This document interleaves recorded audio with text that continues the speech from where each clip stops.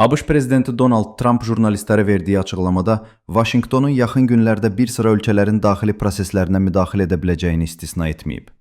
Trump xüsusilə Kolumbiya, İran və Meksika ilə bağlı sərt fikirlər səsləndirib. Kolumbiya ilə bağlı danışan Trump ölkəni çox xəstə dövlət adlandırıb və bildirib ki, ölkəyə narkotik istehsalı ilə məşğul olan bir şəxs rəhbərlik edir. Kolumbiya çox xəstə ölkədir. Onu idarə edən xəstə bir adam var. O, kokain istehsal etməyi və onu ABŞ-a satmağı sevir.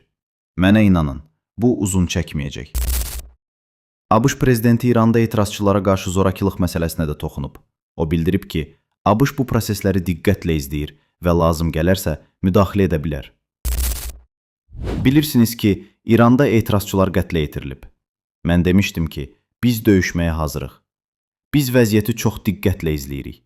Əgər insanlar öldürülməyə davam edərsə, düşünürəm ki, ABŞ əvvəlki kimi onlara çox güclü zərbə endirəcək.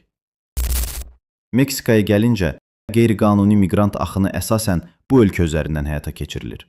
Meksika ilə bağlı da nəsə etmək lazımdır. Bu ölkə özünü ələ almalıdır. ABŞ-a insan axını başlayıb və biz buna qarşı tədbir görməliyik. Biz istərdik ki, Meksika bunu özü həll etsin, çünki onların buna gücü çatır. Amma təəssüf ki, Meksikada kartellər çox güclüdür. Trump'ın bu açıqlamaları beynəlxalq arenada yeni gərginlik dalğasına səbəb ola biləcəyi ilə bağlı müzakirələrə yol açıb.